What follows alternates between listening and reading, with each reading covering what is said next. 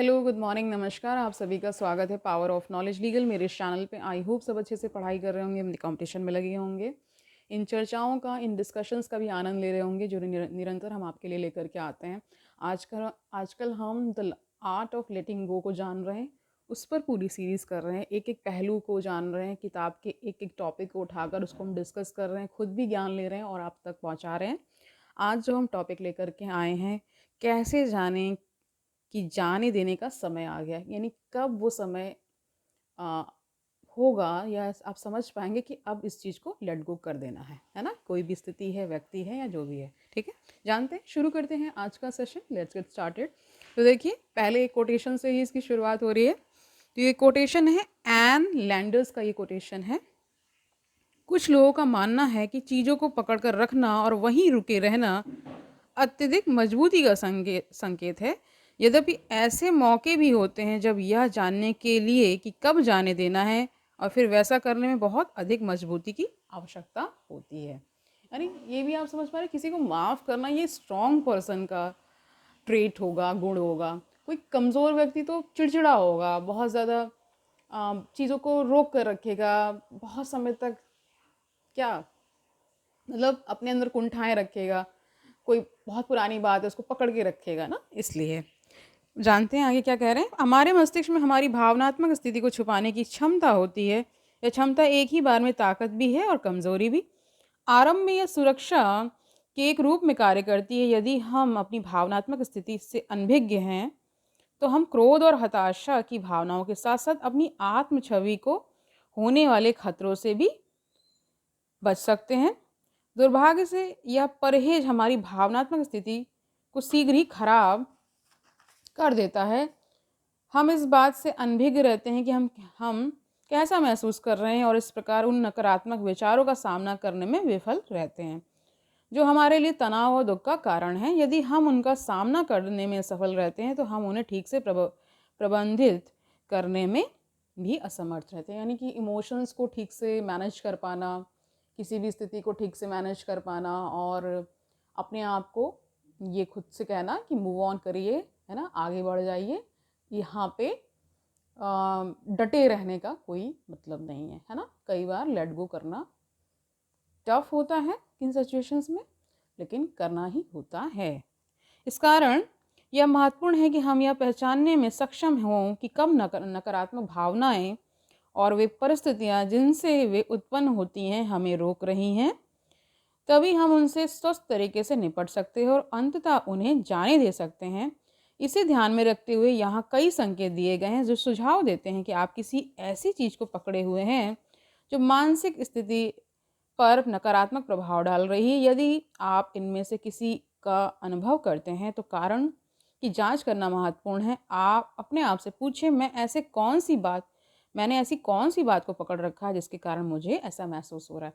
तो देखिए, जब आप बहुत ऐसे बुरे संवादों को, है ना, जो बातचीत होती है, गालियों को, जो भी बुरा किसी ने आपको कहा है, उसको अगर पकड़ कर रखते हैं बहुत समय तक तो ये आपको ही नुकसान पहुंचाता है। कैसे नुकसान पहुंचाता है? आप हमेशा बदला लेने की, है ना, इनको ये कर दूंगा, उनको वो कर दूंगा, इसमें लगे रहते हैं। तो ये एक तरह से जो आपकी सही ऊर्जा सही जगह पे इन्वेस्ट होनी चाहिए थी, वो केवल रिवेंज लेने में, है ना, फाइट बैक करने में ज़्यादातर। कई जगहों पर फाइट बैक करना आवश्यक होता है, लेकिन ज़्यादातर जो हमारी फाइट्स हैं वो बहुत ही निराधार हैं, इसलिए उनसे बचना चाहिए। ठीक है, तो नेक्स्ट इन्होंने क्या बताया, आप लगातार निराश महसूस करते हैं, ये हेडिंग है ना। उसमें बता रहे हैं निराशा अपरोक्ष हो सकती है या एक अंतर्धारा हो सकती है जो पूरे दिन आपके सार्वजनिक रूप की सतह के ठीक नीचे उबलती रहती है। यह भावना आमतौर पर असहायता की भावना से उत्पन्न होती है, यानी जब आप हेल्पलेस महसूस कर रहे होते हैं उसकी बात हो रही। आप उन परिस्थितियों को बदलने में असमर्थ महसूस करते हैं जो आपको परेशान करती है। इससे अपराध बोध, चिंता और उदासी जैसी कई अन्य परेशान करने वाली भावनाएं जन्म ले सकती हैं।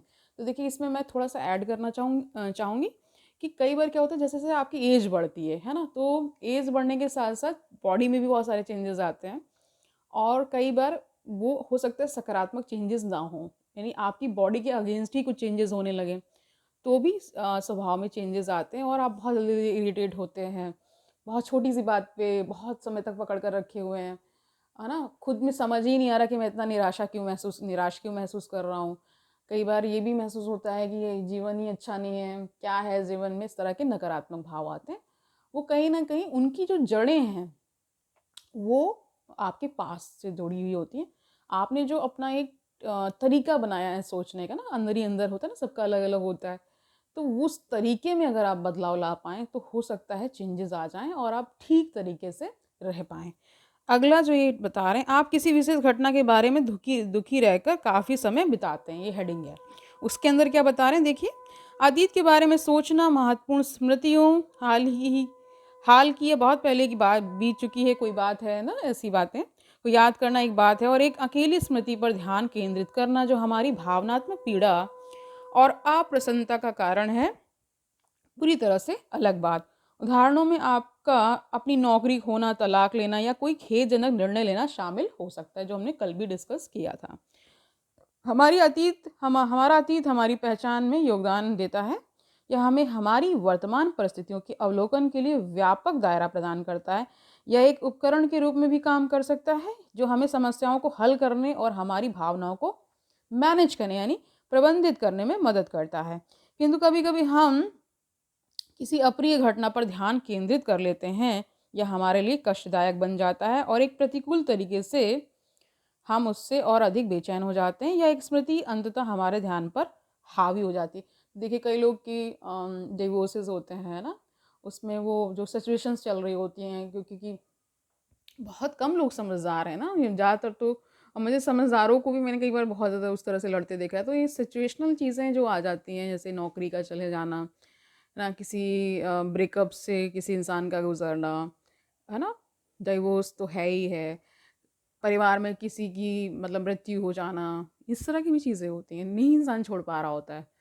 और जैसे कि कोई गंभीर बीमारी से ग्रसित हो जाना, उसमें जो ट्रीटमेंट्स में बहुत सारे उतार चढ़ाव आ रहे होते हैं, तो इन सब स्थितियों में देखिए कहना बहुत आसान है कि ये कर लीजिए वो कर लीजिए, लेकिन उसको जीवन में उतार पाना, उस पूरे स्ट्रगल को झेलते हुए पॉजिटिव रहना बहुत मुश्किल है, लेकिन नामुमकिन नहीं है। ये सेशंस हम ले ही इसीलिए रहे हैं, कंडक्ट ही इसीलिए कर रहे हैं, ताकि अगर किसी को भी कुछ भी मदद मिल पाए तो निश्चित ही इस चैनल का मतलब होना सार्थक हो जाता है ना।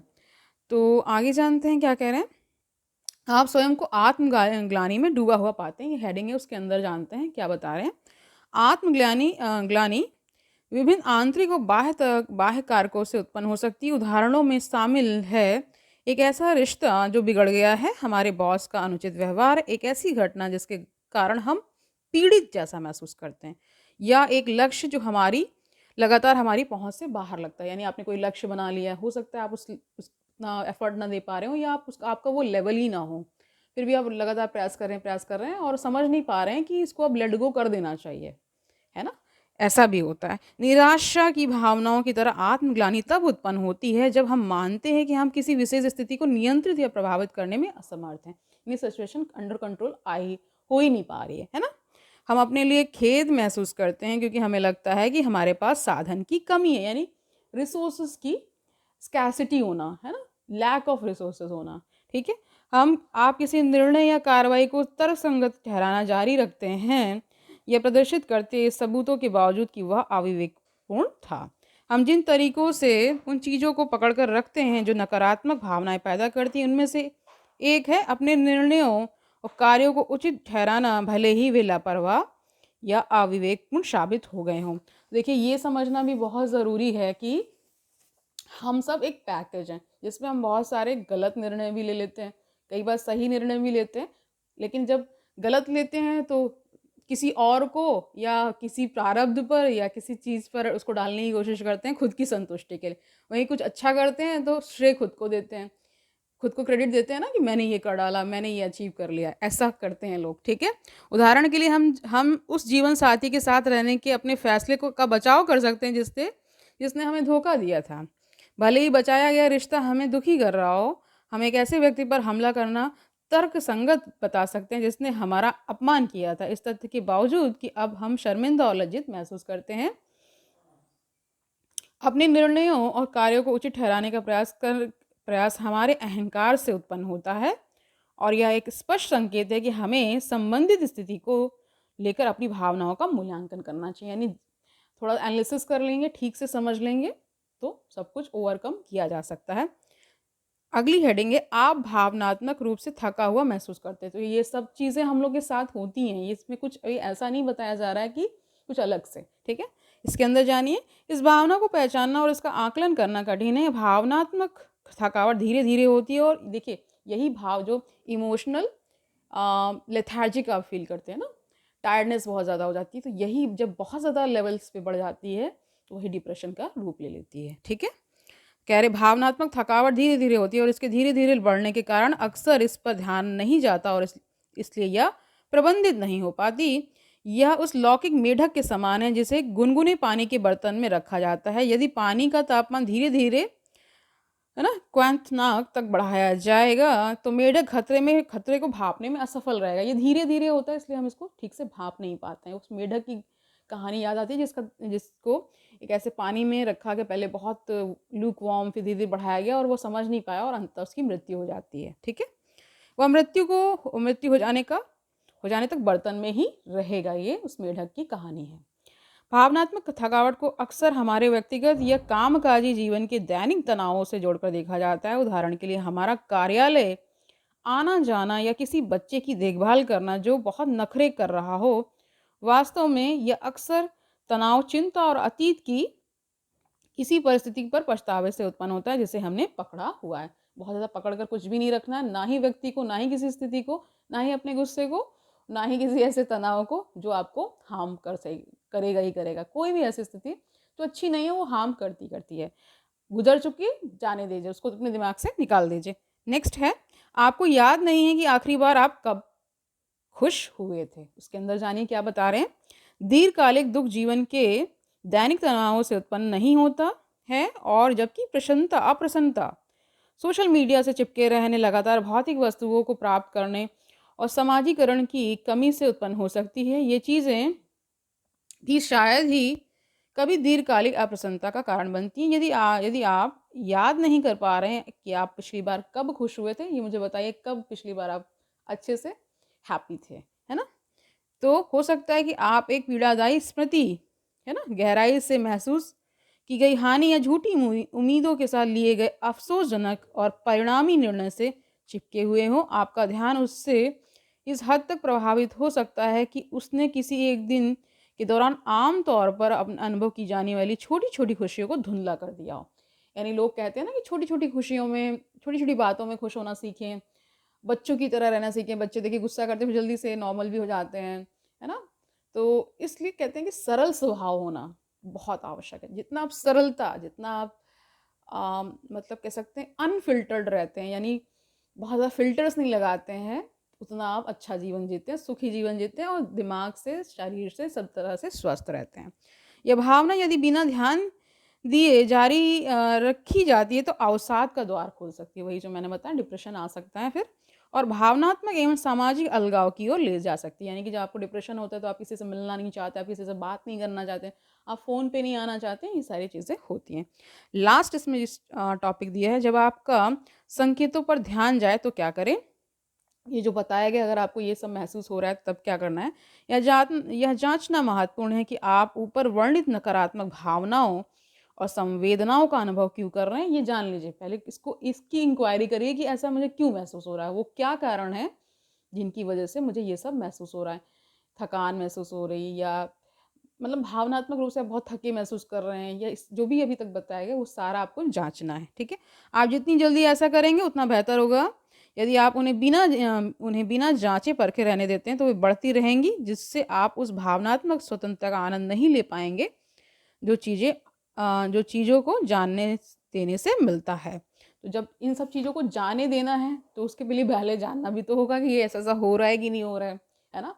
देखिए पूरा इस चर्चा का क्रक्स जान लीजिए कि आप जो निरंतर अपने जीवन में करते रहे हैं, अगर उससे विलग कुछ हो रहा है, यानी कि आप अपने अंदर कुछ ऐसा महसूस कर रहे हैं कि आपको संगीत सुनना बहुत अच्छा लगता है तो अचानक आपने बंद कर दिया, जो भी आप एक्टिविटी करते थे वो आपने बंद कर दिया है, तो ये एक प्रिलिमिनरी सिग्नल होता है जो ये बताता है कि कहीं ना कहीं आप उस ओर जा रहे हैं। यानी कि मानसिक कोई बीमारी आपको या तो लग चुकी है या उसका प्रारंभिक दौर चल रहा है, वहीं पर अगर उसको स्ट्राइक यानी उसको उस पर अटैक आप खुद कर दीजिए और अपने आप को ठीक कर लीजिए। तो बहुत ज़्यादा आपको दूर जाना नहीं होगा। जैसे कहा जाता है अगर आप किसी रॉन्ग ट्रेन पर चढ़ गए हैं तो सबसे पहला जो स्टेशन है वहीं उतर लीजिए। ये कहा जाता है ना, इसलिए ही कहा जाता है। जैसे आप किसी रॉन्ग व्यक्ति के उसमें आ गए हैं, है ना, रिलेशन में आ गए, तो जितना जल्दी हो सके अपने आप को कॉल बैक कर लीजिए, है ना, पीछे हट जाइए उससे, उस स्थिति से, उस इंसान से, ठीक है, बेहतर है। बहुत ज़्यादा कोई लोग बहुत टॉक्सिक हो जाते हैं, आपने देखा ही होगा कितने टॉक्सिक रिलेशनशिप्स होते हैं, लोग नहीं छोड़ पा रहे होते हैं।